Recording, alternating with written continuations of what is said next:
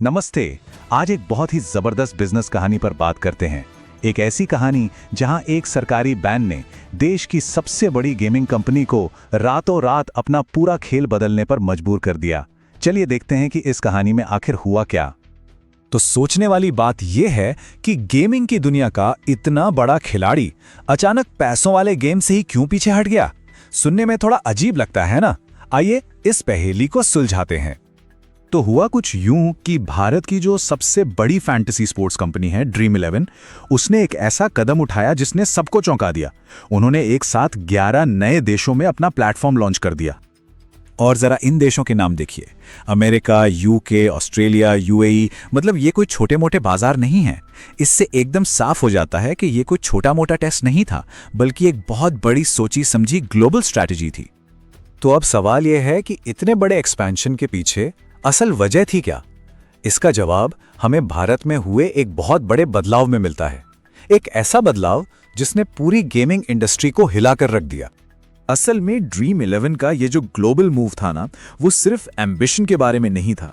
ये तो सर्वाइवल की लड़ाई थी, अपने वजूद को बचाने की लड़ाई। भारत में एक नए कानून ने कंपनी के सामने एक बहुत बड़ा संकट खड़ा कर दिया था। और जरा इस बात पर गौर कीजिए कि ये सब हुआ कितनी तेजी से। मतलब सिर्फ 3 दिन में 20 अगस्त को बिल लोकसभा से पास, 21 को राज्यसभा से और 22 को राष्ट्रपति की मंजूरी, और बूम, वो कानून बन गया। इंडस्ट्री को तो संभलने का मौका तक नहीं मिला। और इस कानून का असर क्या हुआ? असर यह हुआ कि एक ही झटके में ड्रीम11 का रेवेन्यू 95% नीचे आ गया।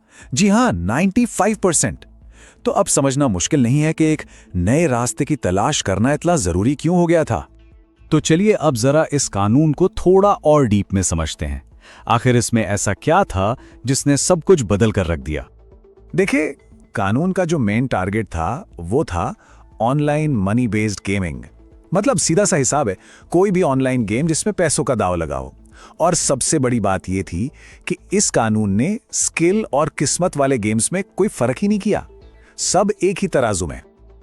अब ये देखिए, इससे पूरी पिक्चर एकदम क्लियर हो जाती है।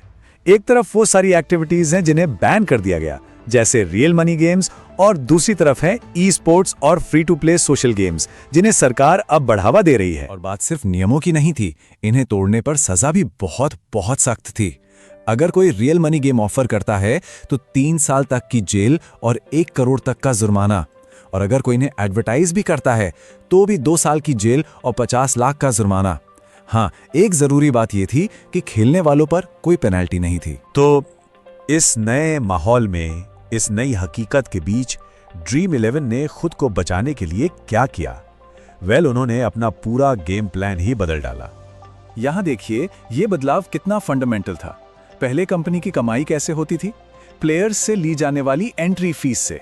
और अब नया मॉडल पूरी तरह से विज्ञापनों और स्पॉन्सरशिप पर टिका है, एक फ्री टू प्ले सिस्टम में।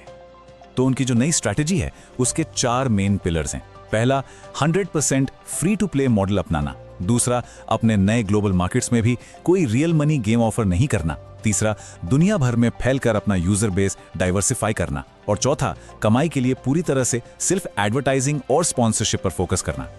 तो आखिर में एक बहुत बड़ा सवाल हमारे सामने आता है, जब सरकार ही खेल के नियम बदल दें तो क्या कोई बिजनेस एक बिल्कुल अलग खेल खेलकर सच में जीत सकता है? ड्रीम11 की ये जो नई पारी है, ये कितनी कामयाब होती है, ये तो अब आने वाला वक्त ही बताएगा।